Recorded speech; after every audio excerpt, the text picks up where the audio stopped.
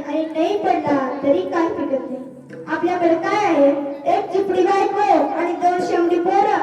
असे संसार तुम्हाला काय फळ भेटणार? तर संसारात फळ भेटत नाही, परमार्थात फळ भेटत। परमार्थातील फळ आहे निश्चयता, निर्भयता आणि सुखरूपात कुणाच्या दबावाखाली जगणं नसावं म्हणजे स्वातंत्र्यता। हे परमार्थातील फळ आहे। लोक नामाची उपासना करतात पण ते एका देवाचं करत नाही। वार बदलला की देव बदलतो। तुकाराम महाराजांनी अशा लोकांचे चेहरे पाहिले, ते म्हणाले तुम्ही जर अशा पद्धतीने देवाच्या नामाचा उच्चार केला तर तुम्हाला फळ भेटेल। विठ्ठल विठ्ठल।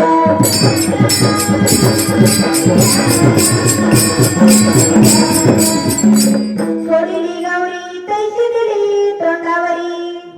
तुमचे चेहरे सुकलेले का?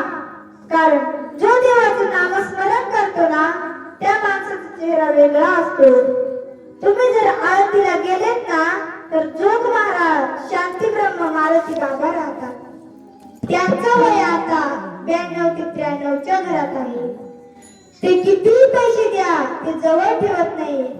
शिक्षकाला पगार नाही, विद्यार्थ्याला फी नाही, अशी ते एक जगा संस्था आहे आणि त्या संस्थेचे ते अध्यापक आहेत। ते कितीही पैसे द्या ते जवळ ठेवत नाही। त्यांचा चेहरा जर बघितला ना तर 92-93 वय आहे असं वाटत नाही। त्यांच्याकडे बघितल्यावर असं वाटतं की माझ्या 16 वर्षांच्या माऊलीचं दर्शनच झालं की काय, एवढं तेज आहे त्यांच्या चेहऱ्यावर। ही ताकद फक्त देवाच्या नामस्मरणात आहे। बघा, नामस्मरण जर आपल्या मुखाने जाऊ द्या तर कानाने जरी ऐकलं ना तरी जगाचा बाप आपल्या जीवनाचा उद्धार करू टाकतो। विठ्ठल विठ्ठल।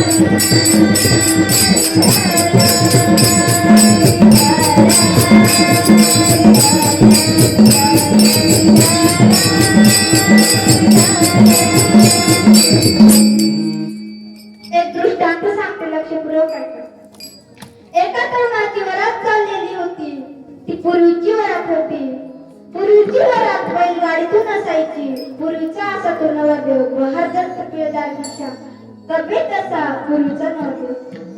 आताची नवरदेव जर बघितले ना तर त्यांना मिशाही नाही, तब्येतही नाही, वारा आला तरी उडून जातील असे आताचे नवरदेव। विठ्ठल विठ्ठल।